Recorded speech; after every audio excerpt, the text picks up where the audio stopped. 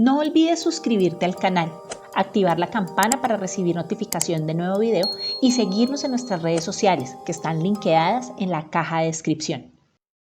Es noche de sábado. Los estudiantes de la Universidad de Idaho salen a disfrutar de su fin de semana a bares cercanos de la zona y fraternidades. Todo transcurre en completa normalidad. Sobre las 2 de la madrugada, luego de una noche de fiesta, 4 estudiantes regresan a su casa ubicada en la ciudad universitaria de Moscow, Idaho. Pero a las 4 de la mañana, el terror invade la vivienda de 3 pisos, en donde Shanna Kernodle, Ethan Chapin, Kaylee Goncalves y Madison Mogen son apuñalados hasta la muerte por un desconocido. Un caso que ha conmocionado a toda una comunidad estudiantil y que deja misterios criminalísticos que aún están por resolverse. ¿Qué tal, lunáticos? Bienvenidos a un nuevo caso para no dormir en Historias de Luna.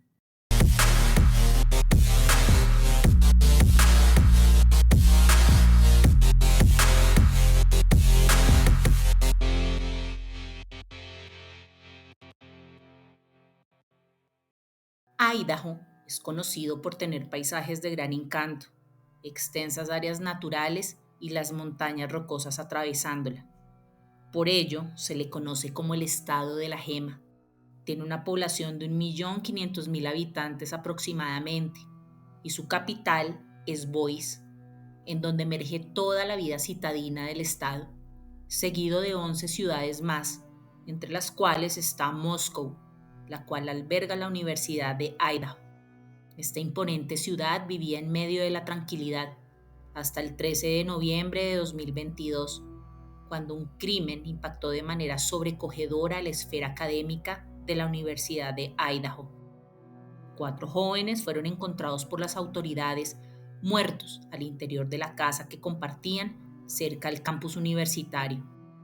Las víctimas se identificaron como Kaylee Goncalves, de 21 años de edad, Madison Mogen, de 21, Shanna Kernodle, de 20, e Ethan Chapin, de 20 años. Kaylee era una joven de Rathdrum, Idaho, una estudiante de último año con una especialización en estudios generales y miembro de la hermandad Alpha Phi. Madison, de 21 años, era de Coeur d'Alene, Idaho, y estaba en su último año con una especialización en marketing.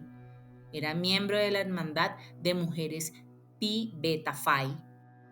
Chapin, de 20 años, era uno de 3 trillizos, estudiante de primer año de Conway, Washington, con especialización en administración de recreación, deportes y turismo, y fue miembro de la fraternidad Sigma Chi. Finalmente, Shanna, de 20 años, era de Avondale, Arizona. Se estaba especializando en marketing y era miembro de la hermandad de mujeres Pi Beta Phi, junto a Madison. Según vecinos de la zona, la casa en donde fueron hallados los cuerpos era reconocida por ser centro de fiestas y reuniones que iban hasta altas horas de la madrugada.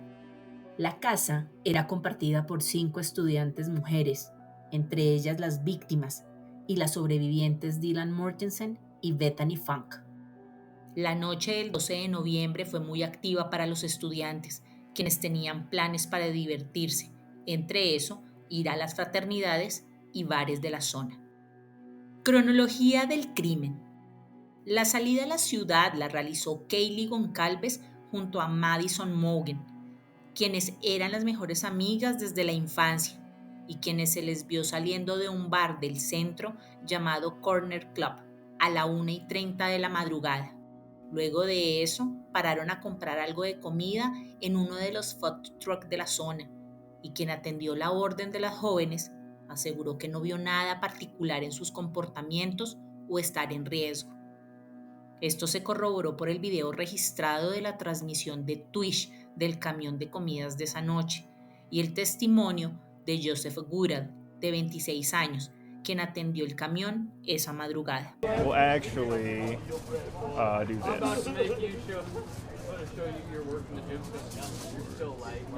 Cool. Thank you. Absolutely. How many more do you need? That's the second one? Awesome. Dawn's mom. En la espera del pedido, se ve a Madison discutir con un chico de buzo blanco y al que le hace un gesto obsceno con la mano. Las chicas se marcharon del lugar posteriormente acompañadas de un joven, al parecer amigo de ellas. Se recuperaron los audios de las cámaras de las calles circundantes por donde pasaron las dos mujeres con el joven, y en ellas se puede oír cómo Kaylee le pregunta a su amiga Madison qué le dijo al joven frente al food truck, y ella responde, de todo.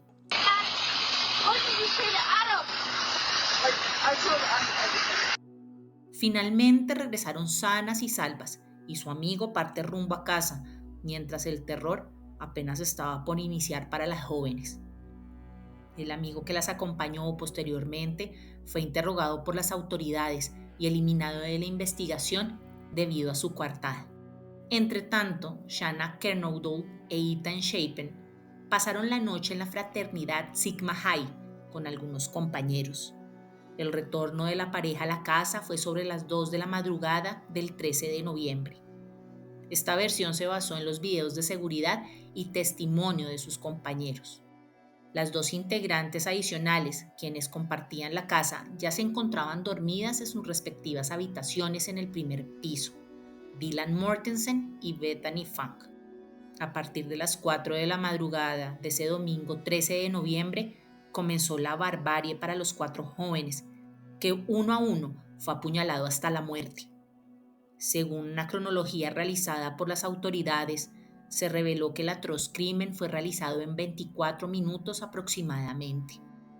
Se conoció por los registros telefónicos que la única que permanecía despierta a las 4 de la mañana era Shanna, quien a esa hora estaba activa en la plataforma TikTok, pero además acababa de recibir un domicilio de la aplicación DoorDash.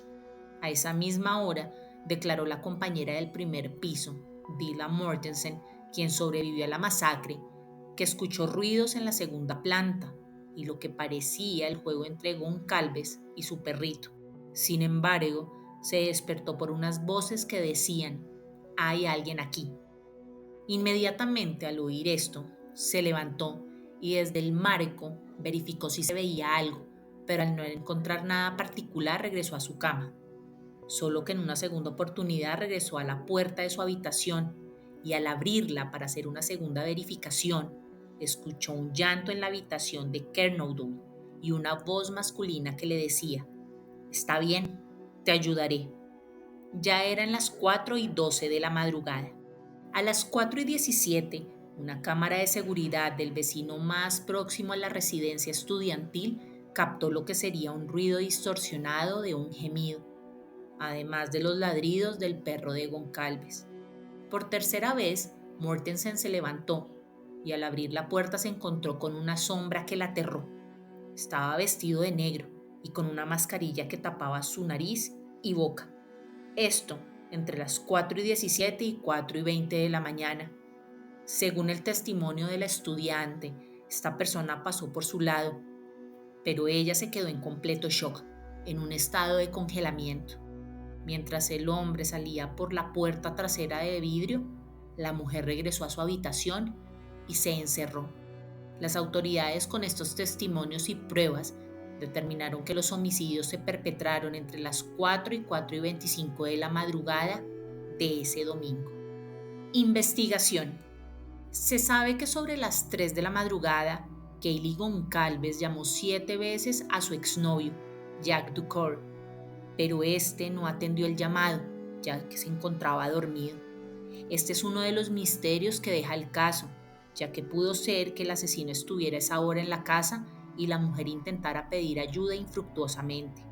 Horas más tarde, específicamente a las 11:56 de la mañana de ese domingo, un amigo de las sobrevivientes llamó desde el celular de una de ellas al 911 para advertir sobre una situación en la vivienda del número 1122 de la calle King, en donde al parecer había una persona desmayada. Con la llegada de la policía al lugar, las autoridades vieron una multitud de jóvenes rodeando la casa y envueltos en llanto. Al ingresar, lo que observaron era parte de una sangrienta escena de terror. Pero aún mucho peor, varios jóvenes de la universidad dentro de lo que se llamaría la escena del crimen, contaminando las evidencias de este caso.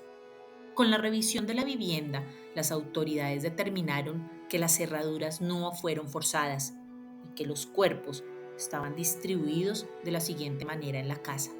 Kaylee Goncalves junto a Madison Maugen en la habitación de Maugen, en la misma cama. Esto supondría que las dos asustadas entraron a la habitación de Madison para resguardarse y llamar a su exnovio.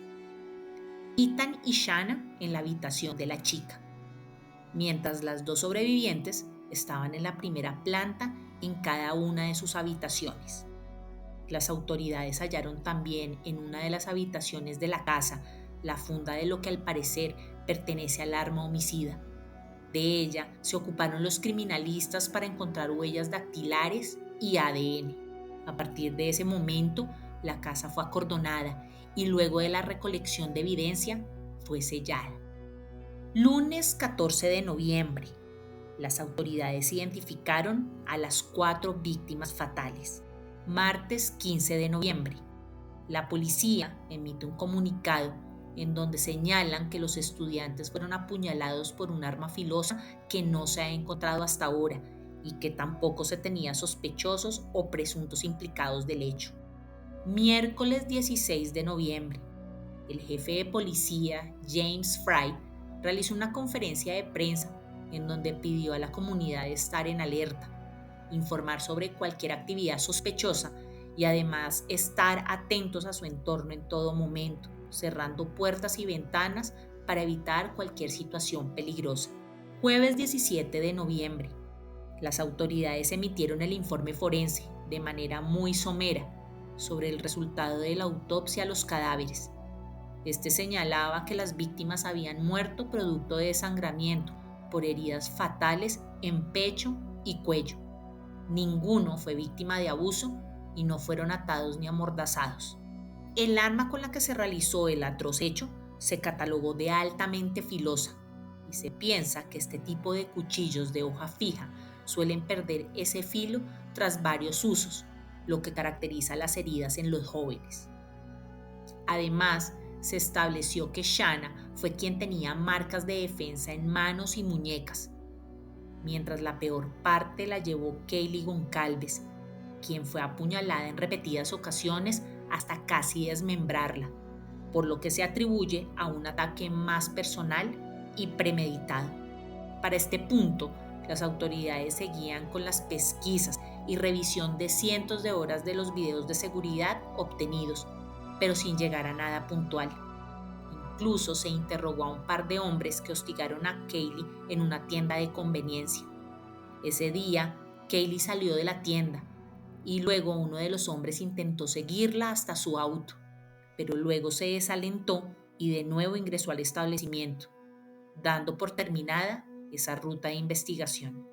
Pero el hallazgo de un guante en la entrada principal de la casa que da a la calle King abrió otro interrogante, ya que al parecer el guante siempre estuvo ahí y nadie lo identificó, pero surgió la duda de si se pudo plantar días después de lo ocurrido.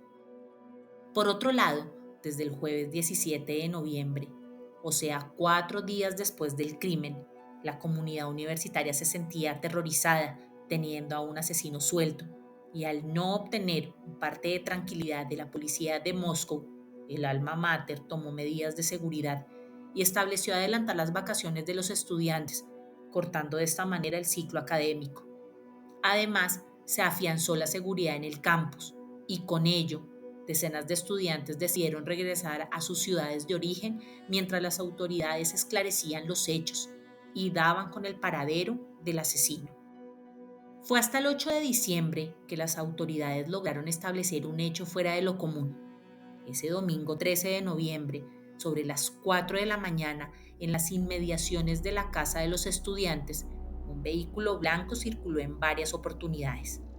Se confirmó que se trataba de un sedán blanco de marca Hyundai, Elantra, modelo 2011 o 2013.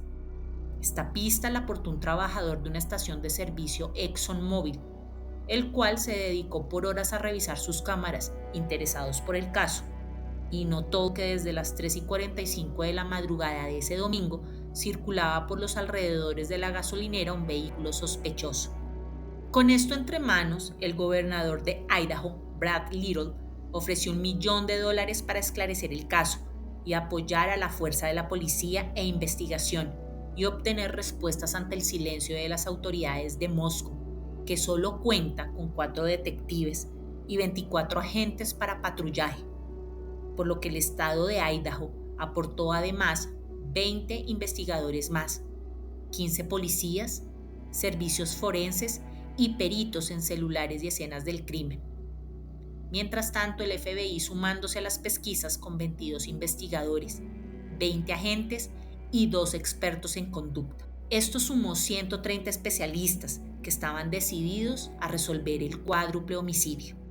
Los reportes confirmaron que se han recibido 2.645 mails, 2.770 llamadas telefónicas y 1.084 contactos por distintos medios digitales. Hoy la policía cuenta con 113 piezas de evidencia, unas 4.000 fotos y ya han realizado 150 entrevistas. Además, la casa fue escaneada en varias oportunidades para cotejar con la evidencia.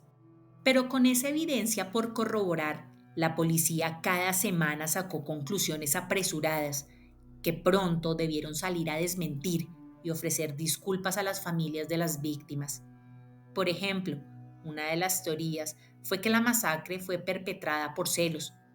Todo fue un crimen pasional y que además, siendo un caso aislado, no era una amenaza inminente para la población, lo que desató una polémica entre los familiares, quienes día a día solicitaban la resolución del caso, por el miedo de quedar impune como otros tantos a lo largo y ancho de los Estados Unidos.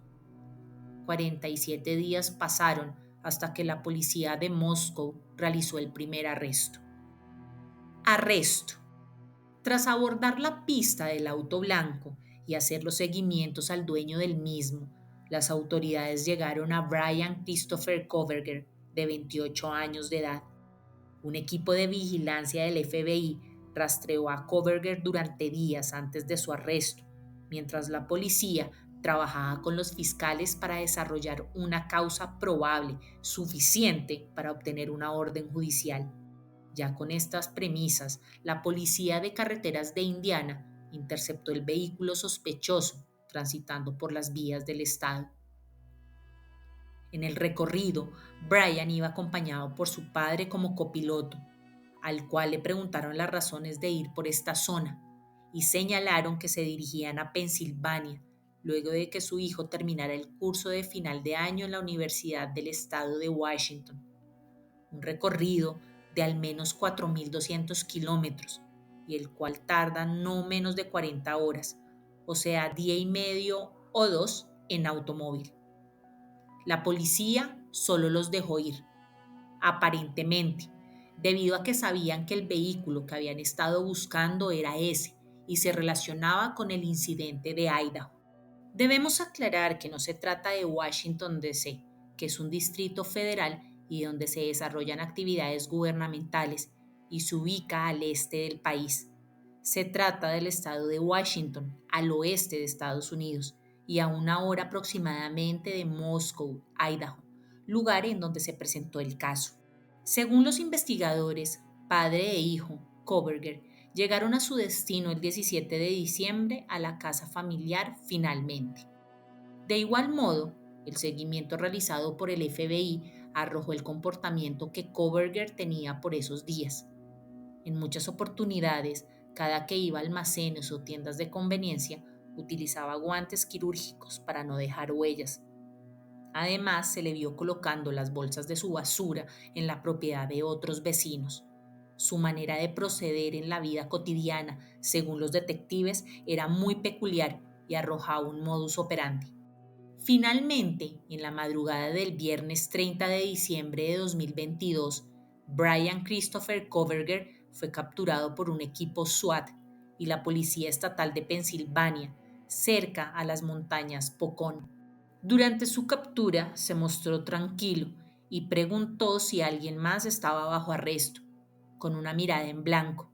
Así lo señalaron las autoridades que realizaron el apresamiento. Su detención está respaldada con las pruebas científicas realizadas a la funda del cuchillo, que fue dejado en la escena del crimen y que contiene ADN de Kohberger. El único inconveniente durante su detención fue que al revisar su auto encontraron que había pasado por una limpieza y desinfección extrema. Posteriormente fue trasladado al centro carcelario del condado de Monroe. Esta cárcel se especializa en albergar a los detenidos antes de su comparecencia ante un tribunal de migración, debido a que su detención fue en Pensilvania y los hechos ocurrieron en Idaho, por lo que ameritaba una extradición. El 4 de enero fue trasladado desde Pensilvania en avión federal y con las medidas de custodia correspondientes hasta Idaho, donde está recluido actualmente en la cárcel de Lara. ¿Pero quién es Brian Christopher Kohberger? Brian Kohberger tiene 28 años de edad. Recibió el título de asociado en artes en 2018 de Northampton Community College en Albrightsville. Este título es un conjunto interdisciplinario de cursos diseñados para proporcionar habilidades básicas en escritura, comunicación, investigación y desempeño en equipo. Para mayo de 2022 se recibió de una maestría en justicia penal de la Universidad de Salz, ubicado en Pullman, Washington, a una distancia, como lo señalamos anteriormente, de 1 hora de Idaho. Se desempeñó como guardia de seguridad hasta agosto de 2021 en el distrito escolar Pleasant Valley, en donde su madre figuraba como paraprofesional. Para contextualizar, el paraprofesional es aquel individuo que, aunque no cuenta con una licenciatura para laborar como docente o auxiliar en salud, puede ejercer bajo tutela, apoyando únicamente a sus compañeros profesionales y licenciados. Por lo general, estos cargos son de medio tiempo. Brian proviene de una familia tradicional norteamericana, en donde el resto de hijos actualmente ejercen de manera profesional e independiente. Y nunca notaron nada en la conducta de Brian, pero es muy distinto el concepto para sus excompañeros de escuela secundaria, quienes aseguran que por años fue víctima de bullying por su sobrepeso y su extraño comportamiento. Sin embargo, esto cambió cuando luego de unas vacaciones escolares, Brian regresó a la escuela con una pérdida importante de peso y con ello su conducta cambió a muy violenta y pasó de ser víctima a victimario, además de su abuso a la heroína que marcó su personalidad problemática. En sus años de universidad era el estudiante que no caía bien entre sus compañeros debido a sus ínfulas de superioridad. En clase era quien todo lo sabía. A pesar de las dificultades sociales, Kohberger era muy inteligente y siempre tenía buenas calificaciones. Sus profesores así lo señalaron en algunas entrevistas a medios. Dentro de los hallazgos obtenidos por los investigadores en sus redes sociales y computadora, Kohberger realizó un estudio en un foro de Reddit en mayo del 2022, en donde le preguntaba directamente a criminales lo siguiente: Hola, mi nombre es Brian y te invito a participar en un proyecto de investigación que busca comprender cómo las emociones y los rasgos psicológicos influyen en la toma de decisiones a la hora de cometer un delito. En particular, este estudio busca comprender la historia detrás de tu delito penal más reciente, con énfasis en tus pensamientos y sentimientos a lo largo de la experiencia. Dicho estudio realizó la encuesta de manera anónima e incluía preguntas como: ¿te preparaste para el delito antes de salir de casa? ¿Por qué elegiste esa víctima o blanco en lugar de otro? ¿Cuál fue el primer paso que diste para lograr tu objetivo? ¿Qué pensaste y sentiste después de cometer el delito? Este estudio fue eliminado el mismo mes en que se subió desde la plataforma. Brian Kohberger, luego de su arribo a la cárcel de Moscow, fue llevado ante un juez, en donde fueron leídos sus derechos y la lectura de cargos que incluyen 4 homicidios en primer grado y allanamiento de morada. Pero hasta el 26 de junio de este año se tendrá la audiencia preliminar. Para ello se contará con 5 días en donde la Fiscalía ofrecerá todas las evidencias recaudadas para justificar los cargos por delitos graves. Por su parte, Kohberger renunció ese mismo día a una audiencia preliminar rápida, señalando que estaba dispuesto a que las autoridades recaudaran todas las pruebas y que estén preparados para dicha audiencia. Así lo hizo saber su abogada. Si el juez acepta las pruebas que soportan los cargos, será llevado ante un segundo tribunal de distrito de Idaho y el juez de distrito se hará cargo. En este punto, el detenido podrá aceptar su responsabilidad. De lo contrario, se fijará fecha para audiencia de sentencia. A partir de allí, la Fiscalía tendrá 60 días para buscar que Bryan Kohberger vaya a pena de muerte. Aún las autoridades tienen que develar detalles claves del caso, tales como si el sospechoso conocía a las víctimas con antelación y cuál fue el motivo de este cruel desenlace. Aparentemente, de las redes sociales de Kellyn Goncalves se extrajo información de sus seguidores en Instagram y de los mensajes directos, en donde un alias, que aparentemente es Kohberger, le escribiera en repetidas ocasiones, pero dejando siempre en visto, por lo que esto se tomaría como un móvil de asesinato y la víctima principal era Goncalves, ya que aparentemente la joven no quería saber o responder nada a este individuo. Lo que sí se sabe es que se realizó un seguimiento de la señal del celular del sospechoso en las torres de la ruta de Washington a Idaho, basados en que Kohberger mantuvo vigilada la casa de los estudiantes desde el mes de junio a noviembre de 2022, mes en que se realizaron los homicidios. Según el rastreo, fueron no menos de 12 ocasiones en que rodeó la casa en ese lapso. Para los investigadores, el rastreo del celular del sospechoso fue cercando sus coartadas, ya que en agosto, agentes de la policía ya tenían su número registrado en la ciudad de Moscow, luego de una pesquisa de rutina que se le hizo al sospechoso al transitar por dicha ciudad. A partir de esto, se buscaron los celulares de la zona, intentando descubrir si el celular de Bryan había hecho ping, como se le dice al cacheo de celulares en las torres, cerca de la escena del crimen o rutas circundantes. Al parecer, nada constataba el paso de Kohberger por la zona, pero surgió una teoría de no rastreo de señal, la cual era el esfuerzo del sospechoso por no ser detectado, y por eso se remitieron a las señales de Pullman, lugar de origen de la ruta de Bryan, por lo que se estableció que sobre las 2:45 del domingo 13 de noviembre él estaba saliendo de su apartamento hacia el sur.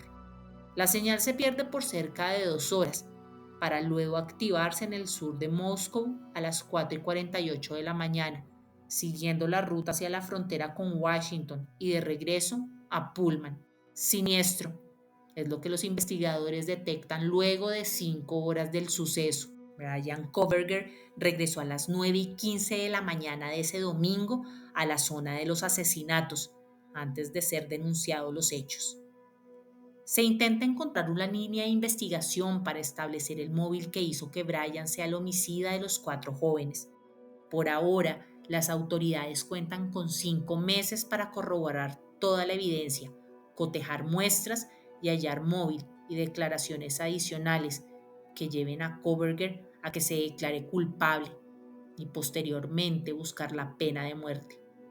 Cabe aclarar que el estado de Idaho es uno de los 27 estados que tiene aprobada la pena capital en Estados Unidos.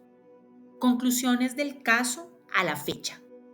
A partir de la información recolectada, Historias de Luna presenta las siguientes conclusiones. Se sabe que el chico con el que discutió Madison Mogen cerca del Fat Truck esa noche se llama Adam, pero está fuera de la investigación debido a sus coartadas y testimonio.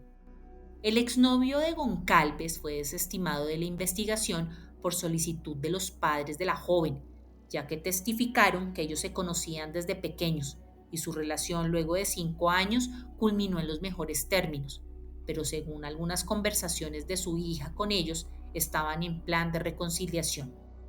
¿Por qué razón las 2 sobrevivientes llamaron solo hasta casi el mediodía de ese domingo a sus amigos y no a las autoridades? ¿Dejaron pasar al menos 7 horas en las que no salieron de sus habitaciones? Si salieron y constataron que no había nadie más que ellas, ¿por qué no subieron a verificar el bienestar de sus otros compañeros? Si salieron de sus respectivas habitaciones, pudieron ver el rastro dantesco que, según las mismas autoridades señalaron en sus informes, dejó el asesino a su paso. ¿Por qué no salieron por la puerta del primer piso hacia la calle y dieron aviso si ellas dormían en el primer piso de la casa? ¿Por qué el estudiante que dio aviso al 911 llamó desde el celular de una de las sobrevivientes? ¿Acaso sacaron más cosas del lugar sin ser identificadas? Se sabe que Whitcomb, compañía que apoya la gestión del 911, ese día, tras la algarabía en el celular del que llamaban al operador, pasaron la llamada a la central de policía notificando la llamada como genérica. ¿Qué sucede cuando, al no entender bien lo que se dice, producto de la conmoción, se clasifica como persona desmayada y por ello al llegar la policía al lugar nunca imaginaron la atroz escena? Se tiene en la mira un caso que guarda similitud con el de los estudiantes. Una pareja fue atacada en el año 2021 en Oregon y que tuvo el mismo modus operandi, incluso dejando como sobrevivientes a 2 personas que esa noche se encontraban en la propiedad de la pareja atacada. De este hecho, solo la mujer sobrevivió luego de 16 puñaladas. Es importante señalar que los hechos se presentan a una distancia relativamente cercana a Washington, lugar de estudios del sospechoso actual. Se especula que las 2 mujeres sobrevivientes lograron salir ilesas debido a que el ingreso a la casa se hizo desde la segunda planta, en donde se encuentra la cocina, y allí la puerta de vidrio corrediza. Llegar al primer piso supondría que el sospechoso se tuviera que devolver y con ello perder tiempo y ser descubierto. Además, nos da la idea de que el asesino no conocía el predio al interior y por ello tomó el camino del segundo al tercero y luego hacia la salida. Aún se discute cuál fue el orden de ejecución, ya que los indicios y teorías conducen a que Bryan Kohberger estaba detrás de Kaylee Goncalves desde hace un tiempo atrás y en su camino asesinó a su amiga Madison. Y al tratar de salir nuevamente por la cocina, se encontró con la pareja Shanna e Ethan, por lo que decidió asesinarlos también.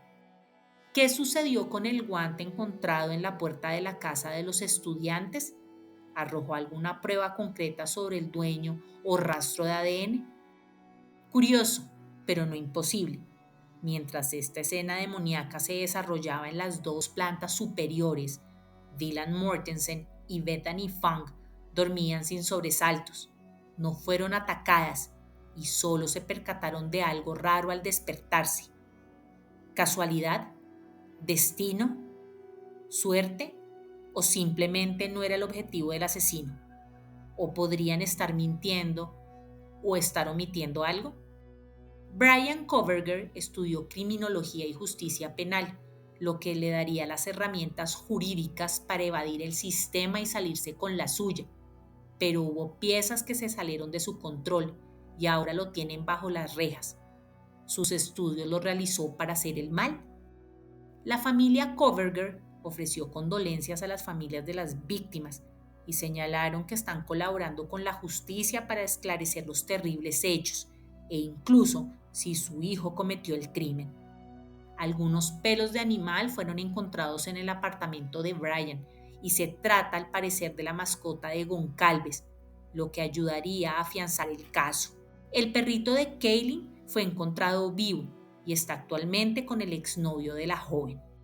Aunque Kohberger estudiaba criminología, la encuesta realizada en Reddit supone una parte integral en sus investigaciones, pero para otros puede ser la inquietud por conocer la perspectiva de otros criminales luego de sus arrestos y así tener bases para cometer el suyo.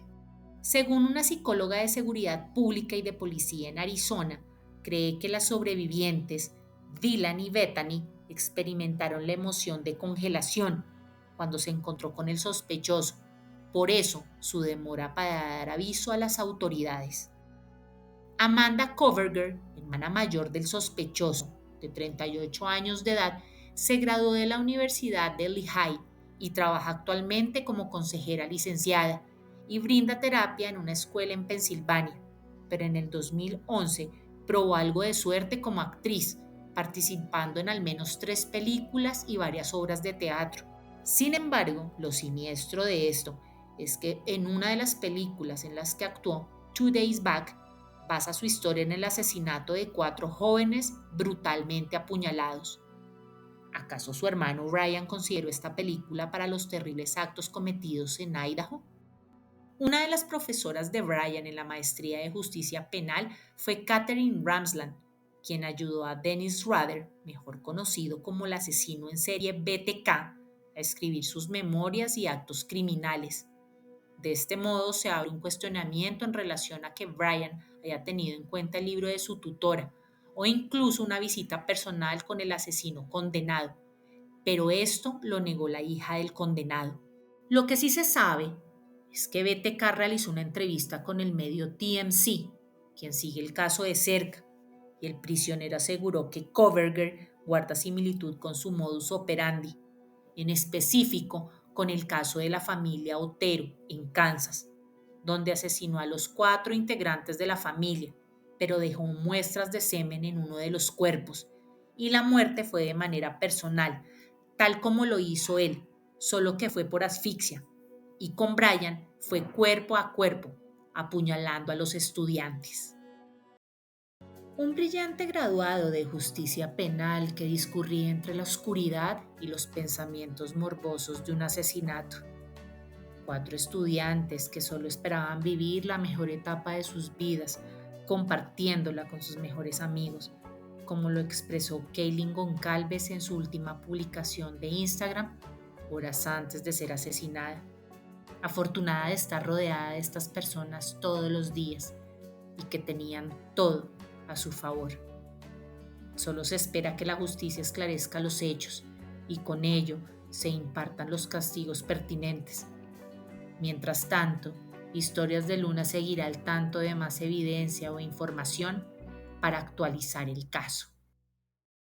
En Historias de Luna, cada capítulo está dedicado a este grupo de lunáticos que crece cada día. Suscríbete para estar al tanto de nuevos casos que no te dejarán dormir. Sígueme en mis redes sociales donde encontrarás contenido novedoso. Gracias y hasta la próxima.